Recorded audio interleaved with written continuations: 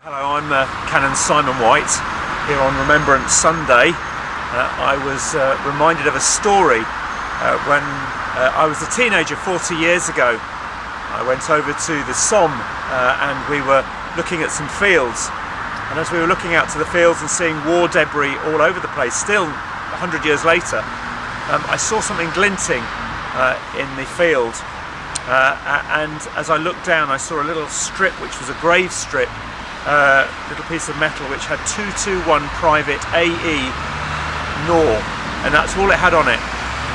And I so desperately wanted to find the family, and I tried as hard as I could those many years ago, and decided to just leave it on my desk, and it's been there ever since. I told this story, and on that Sunday morning somebody approached me afterwards, two members of the community here in Morpeth, and suggested that they could find out who this person was. Amazingly, we found out that his name was Arthur Edwin Norton, and we managed to trace it all the way back to his family, who still live in London where he came from, and we have now got a picture of this young man who signed up at the age of 17 in 1913, and then sadly died on his 20th birthday in 1916. But an amazing story that I never thought would have any kind of resolution, and yet 40 years later we're here and we're able to make that link with his living family, which is just incredible. And can you tell us who those two detectives were? Well, those two detectives were Andrew Tebbutt and Mary Ord, two folks that I know well, who are avid genealogists and had access to all sorts of online information. So they've been absolutely invaluable to this whole amazing story. And the reaction of everybody that you've told about this resolution to a more than a century-old mystery, what's that been?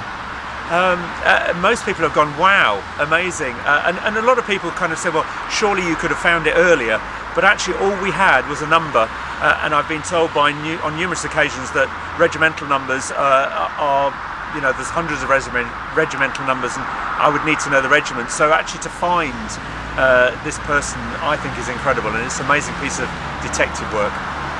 It must have made you very happy at the end of the day. Oh, absolutely. I'm delighted that this little piece of metal that I didn't know what to do with, you can't put it in the bin, so it's been sitting on my desk, and I'm so pleased I'm going to be able to send that back to the family. And we were told of the most horrendous battle of World War I, the Battle of the Somme. 140 days and 1 million combined Allied and German casualties and losses. As we looked across this peaceful field, we saw shell casings dotted along the side of the field. And as we drew closer to the freshly ploughed field, you could see rusty magazine clips and parts of bullets rusting away in the soil. There was war shrapnel everywhere, even after 100 years. Then I saw a strip of aluminium poking out of the ground with numbers and letters stamped on it. It was broken in half, but it read 2219 Private A.E. N.O. I picked it up and put it in my pocket. I wanted to find out who Private 2219 was and maybe reunite it with his family. The aluminium strip would have been from a war grave and would have been placed on a temporary marker so the body could be identified when taken to a war grave. I looked everywhere for PT Private 2219. There seemed to be no war grave with his name, no record anywhere. As hard as I tried to find out the details of Private 2219, I could find nothing. I still have that tape here today. I often think about Private 2219, what it might have been, who were his parents. Maybe he had a wife or a loved one. Where did he go to school? What were his hobbies? It feels like a name lost in time, and yet I hope with all my heart that his name is in fact written on a war memorial like this one. Never to be forgotten. Names are important. And remembering each and every one is important. Everyone leaves a stamp on the world, and everyone is important in the eyes of God. There is a wonderful Bible verse from Isaiah 43. We are reminded how important a name is. Isaiah has a vision and God tells him, "I have called you by name, you are mine." Your name is important. Private 2219's name is important. I know it begins with an A. It could be Albert or Arthur, only God knows, and of course those who loved and lost him. But today, we know, you know, we all know and remember him and others who lie in unmarked graves, but whose names are remembered this day. There are 309 names on this memorial, each important, each known by someone, and each remembered by us today. But we also remember those who have fallen in present wars and conflicts, and we name those we know in our hearts now. So today we remember the unknown, the forgotten of past wars and conflicts. At the going down of the sun and in the morning we will remember them.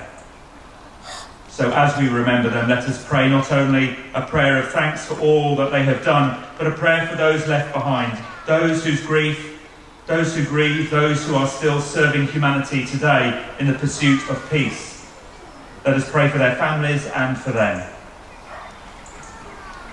Let us remember those who are bereaved, for families shattered, for those who are wounded, maimed and injured, for those who hold in silence unspeakable memories of warfare, for those who remain anxious at home. Let us pray for God, that God will heal the memories, speak a word of peace, and stir us to act so that others will be spared such suffering. Let us pray for all who suffer as a result of conflict and ask that God may give us peace. For the servicemen and women who have died in the violence of war, each one remembered by and known to God. For those who love them in death as in life, offering the distress of our grief and sadness for our loss. For all members of the armed forces who are in danger this day, remembering family, friends and all who pray for their safe return. For civilian women, children and men whose lives are disfigured by war or terror, calling to mind in penitence the anger and hatreds of humanity. For peacemakers and for peacekeepers who seek to keep this world secure and free. For all who bear the burden and the privilege of leadership, political, military and religious, asking for gifts of wisdom and resolve in the search for reconciliation and for peace. So let me pray now. O God of truth and justice, we hold before you those whose memories we cherish, those whose names we will never know. Help us to lift our eyes above the torment of this broken world, and grant us the grace to pray for those who wish us harm. As we honour the past, may we put our faith in your future, for you are the source of life and hope, now and forever. Amen.